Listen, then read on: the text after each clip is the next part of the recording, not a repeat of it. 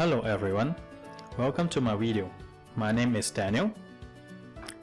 Here I will show you how to install new DB instances to be later used for the Veeam backup and replication server and also the Veeam server.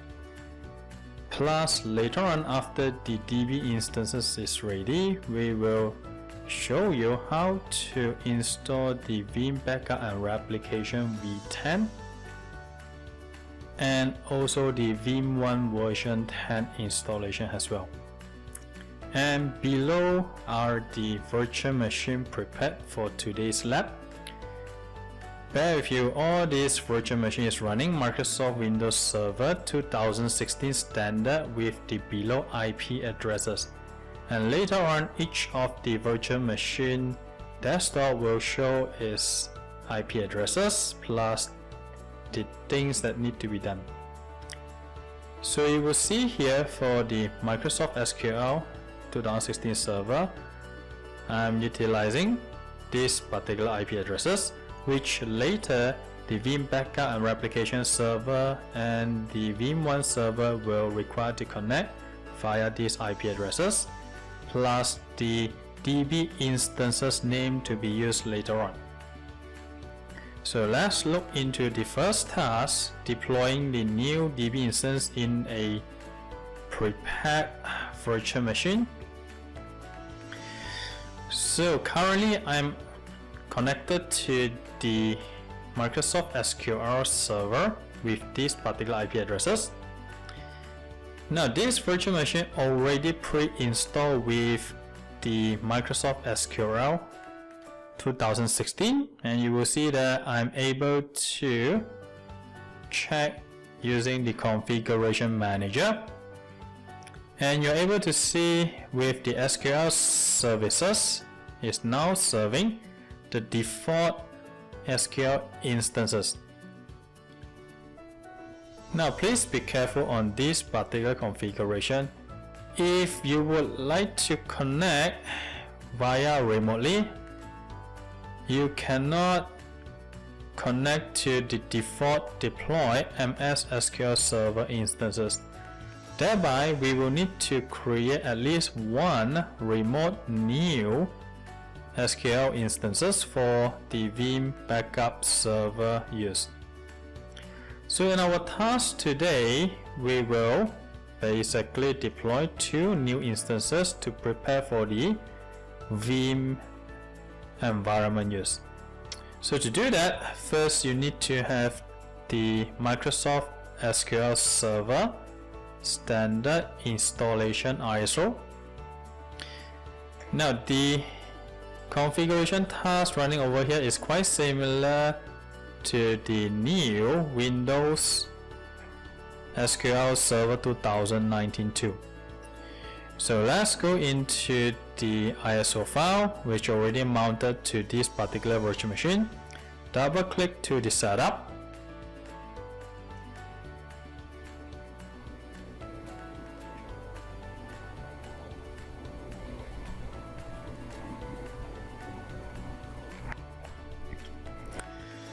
Okay, so this is the actual installation center for SQL Server.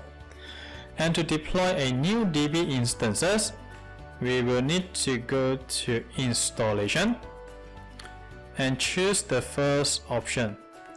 Now this is a standalone SQL Server installation, and in order to deploy a new instances, it is similar like doing a fresh installation in the server itself. So now I will choose the first one, new SQL Server standalone installation, or add feature to the existing installation.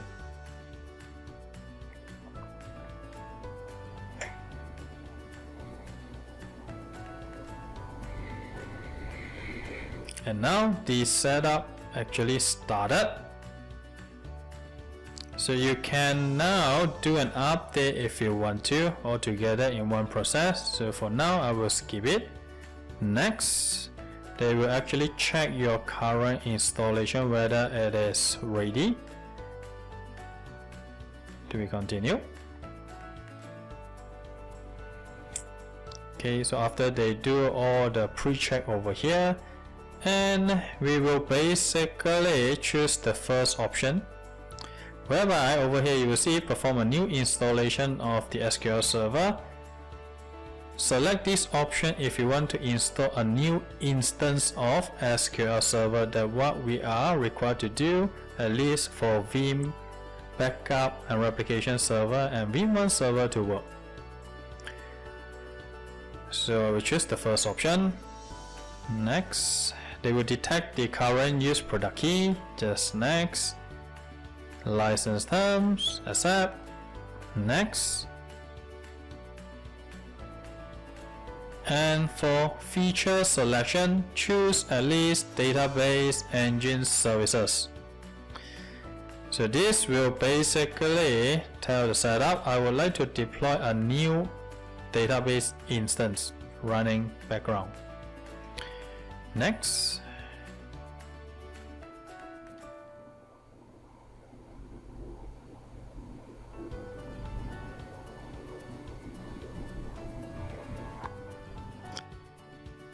Okay, so under this screen we will need to name our DB instances. So I will just put in the name predefined over here. As you can see, first we will create one instance for Veeam backup. Now please bear in mind, if you are using Veeam backup and replication server only, you are required to deploy only one instance. If you also purchase and plan to use V10 server in your environment, they are basically considered two different DB instances which capture different data. So for the first, I will create for Veeam backup replication server use. Next.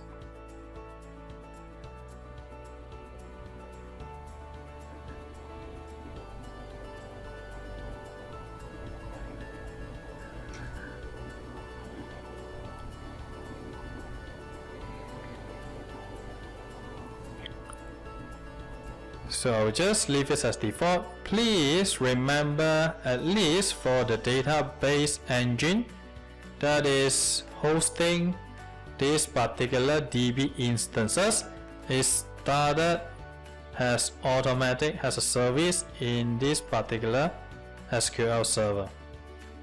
If you forgot to choose it, you can always change it in the Microsoft Services page. Next. We will need to define the authentication mode for these particular Veeam backup instances. So for my case, I will be using mixed mode, which is the local SQL DB default system administrator called the SA account, which is pretty common. And you need to define a password for this SA account to log in locally or remotely. And another account that you can define over here is based on your Windows authentication with add current user. They will basically add in whatever local admin account that you already created and log in to do this installation. You can also define with an add button to add in any domain-based administrator account.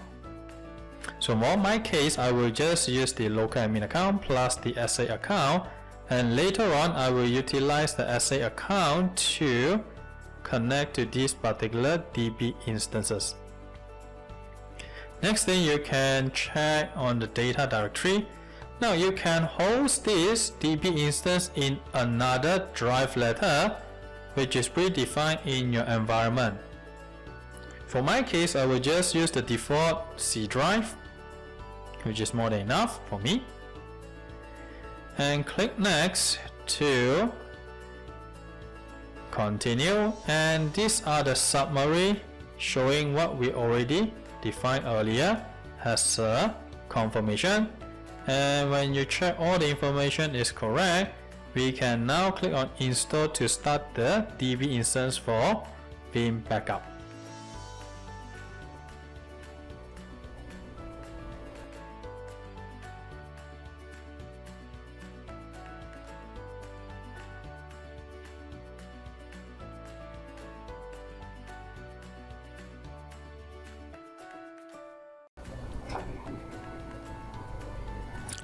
So after a while, the installation for Veeam backup instances is already done. So just proceed to close this particular setup. Next, I will do another new installation for Veeam DB instances. So similar things, need to open up the SQL Server Installation Center and proceed to click the new SQL Server standalone installation. The process is quite similar to the Veeam backup instance deployment.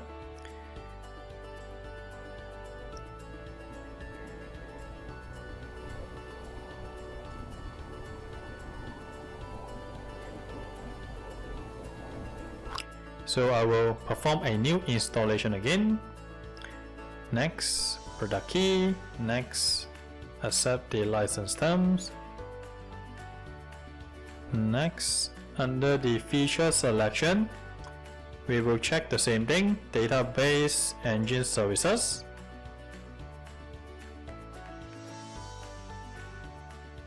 In instance, I will just put in predefined Veeam 1 has the instance name. Next,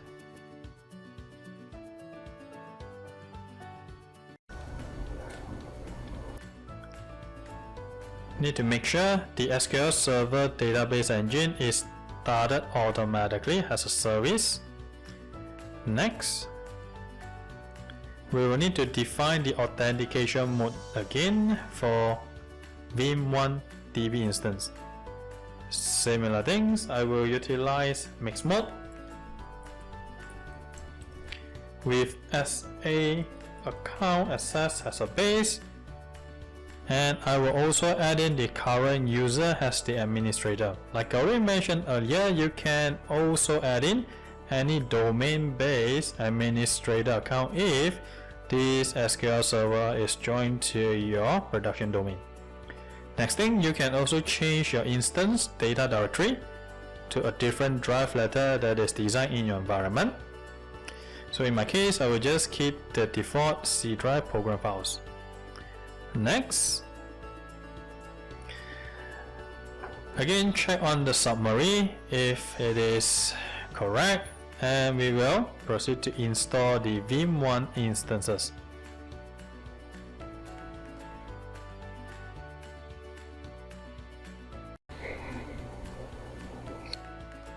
The Veeam DB instance installation has been done also.